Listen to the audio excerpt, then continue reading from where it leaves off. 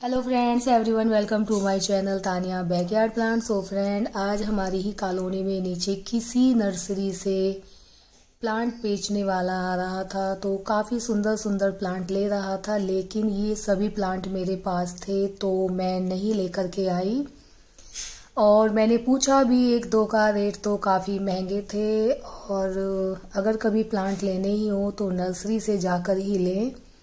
ये जो बेचने आते हैं थोड़ा ये महंगे तो देते ही हैं, लेकिन फिर भी चलो एक दो मैं ले भी लेती। तो सभी प्लांट्स मेरे पास हैं, कोई उनके पास न्यू प्लांट्स नहीं थे। फिर ऐसे ही देखते देखते मैंने कहा कि ये क्या है, तो उनके पास बहुत सारी कटिंग थी, बहुत सारे अलग अलग वैरायटी की कटिंग थी। तो मैंने कहा ये सब क्या है आपके पास? तो कहने लगे कि हम किसी कॉलोनी में गए थे, वहाँ पर ये बहुत सुंदर सा प्लांट है, इसकी कटिंग इस सीजन में लगती है, तो हम बहुत सारी कटिंग लेकर आए हैं। तो मैंने कहा कि मुझे भी दो, तो उन्होंने भी मुझे बहुत सारी कटिंग दी हैं। तो मैंने माली से पूछा इन कटिंग के लगाने का तरीका और ये कब तक लगती हैं, उन पर फ्लावरिंग कैसे होती है। तो मैंने बहुत सर्च भी किया है, तो मैंने फूल देखे, इस प्लांट्स पर बहुत सुंदर फूल आते हैं।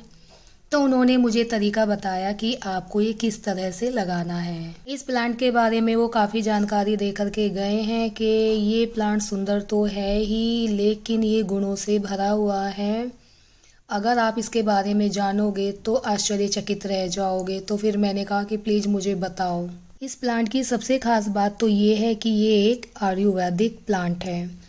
इसकी पत्तियां, इसके फूल से मेडिसिन बनाने के काम में लाए जाते हैं। ये आयुर्वेदिक औषधि से भरपूर प्लांट है। इतने गुण अगर एक ही पौधे में मिल रहे हैं तो क्यों ना हमें भी लगाना चाहिए। और सबसे बड़ी बात है कि आपने इसकी लीफ को देखा होगा कैसे हार्ट की शेप में है। और फिर सबसे अच्छी बात है कि जो इस पे जो फ्लावरिंग होती है वो बहुत सुंदर होती है, बहुत खुशबूदार होती है। तो क्यों ना अपने गार्डन में भी हमें ये प्लांट्स लगाना चाहिए। सो फ्रेंड्स, ये जो गुणों से भरपूर प्लांट है तो उसके नामों के बारे में भी जान लेते हैं। इसे किस नाम से पुकारा जाता है? तो फ्रेंड्स, इस प्लांट्स के बहुत सारे नाम हैं। वैसे तो मुझे 3 ही नाम पता है, अगर आपको मालूम है तो प्लीज़ कमेंट करके ज़रूर बताएं। सी हैबिकस इस प्लांट को जाना जाता है, और चाइना रोज, चाइना में इसको चाइना रोज के नाम से जाना जाता है, और हैवी टेलिसियस के नाम से भी इसको जाना जाता है। अपने नामों की तरह ये भी प्लांट बहुत सुंदर है, और ये बहुत स्लो ग्रोइंग प्लांट है। पहले तो इस प्लांट की लीफ में ही सुंदरता है। ये अपने आप में इतना सुंदर प्लांट है कि अगर इस पर कुछ महीने तक फ्लावरिंग भी नहीं होती है तो ये जो हार्ट की शेप में आप लीफ देख रहे हैं, तो ये प्लांट्स हमारे गार्डन में बहुत सुंदर लगेगा। अगर आप इसे ज़मीन में लगा रहे हैं तो इस प्लांट की जो हाइट होती है वो 7 से 8 फीट की हो जाती है। अगर आप इसे गमले में लगा रहे हैं तो इसकी हाइट कम ही रहती है, 5 से 6 फीट की ही रहती है। बहुत ही हार्डी सा ये प्लांट होता है, तो इसके लिए हमें जो पॉट चाहिए कम से कम 14 से 15 इंच का होना चाहिए। अगर आप चाहते हैं कि हमें प्लांट्स की जो चाहिए ज़्यादा नहीं चाहिए, तो टाइम टाइम पर इसकी कटिंग करते रहिए। और कटिंग करने के भी बहुत फ़ायदे हैं। जैसे कि हम टाइम टाइम पर इसकी कटिंग कर रहे हैं तो ये बहुत ही फैलकर चलेगा और नई नई ब्रांच निकलेंगी। जितनी भी नई ब्रांच निकलेंगी उन पर फ्लावरिंग होगी। और इसके फूलों की तो आप पूछो ही मत, ये 3 कलर चेंज करता है शाम तक। सुबह को आप देखेंगे या तो वाइट रहेगा या येलो रहेगा, दोपहर में येलो हो जाएगा अगर वाइट खिला है तो, और शाम होते होते ये ऑरेंज कलर का हो जाता है। 14 से 15 घंटे तक ही ये फूल रहता है, उसके बाद झड़कर गिर जाता है। सबसे खास बात है इस प्लांट की कि ये तेज धूप में रहता है। ये भी नहीं है कि इसको छायादार जगह चाहिए, आप कहीं पर भी लगाइए। अगर आप इसे ज़मीन में लगाते हैं तो बहुत फैल कर चलता है, और हाइट तो इसकी 8 से 9 इंच भी हो जाती है, क्योंकि ज़मीन में प्लांट ज़्यादा अच्छा चलता है। अगर हम इसे अपने पॉट में लगाते हैं तो आपको इनकी हाइट तो पता ही है, ज़्यादा नहीं होती, और वैसे भी हमें ज़्यादा हाइट वाले प्लांट्स नहीं चाहिए। अब बात करते हैं सी हैबिकस के प्लांट की सॉइल मिक्स कैसी होनी चाहिए। तो जो इसकी सॉइल मैंने तैयार की है वो बहुत वेल डन तैयार की है। यहाँ पर मैंने 20% मिट्टी ली है और 10% मैंने सैंड लिया है। 7% कोई भी खाद जो आप यूज करते हैं, 5% मैंने नीम खली लिया है।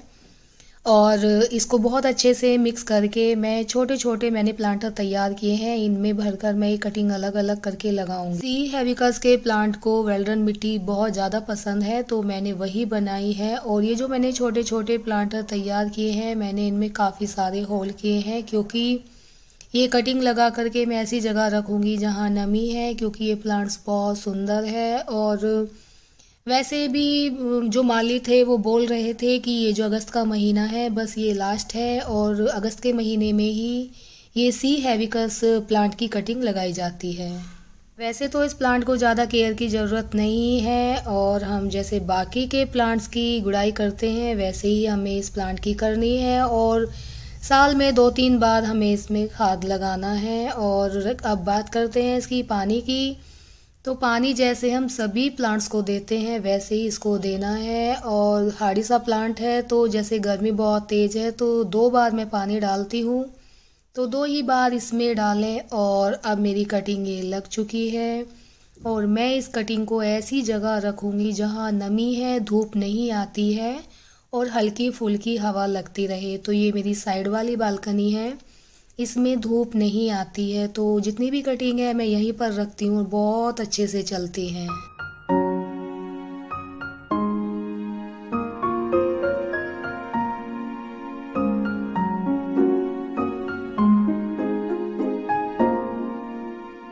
इस बालकनी में मैं वो प्लांट्स रखती हूँ जिन्हें ज़्यादा तेज़ धूप नहीं चाहिए, या फिर मेरी कोई कटिंग है या छोटे प्लांटर हैं तो सभी मैं इसी बालकनी में रखती हूँ।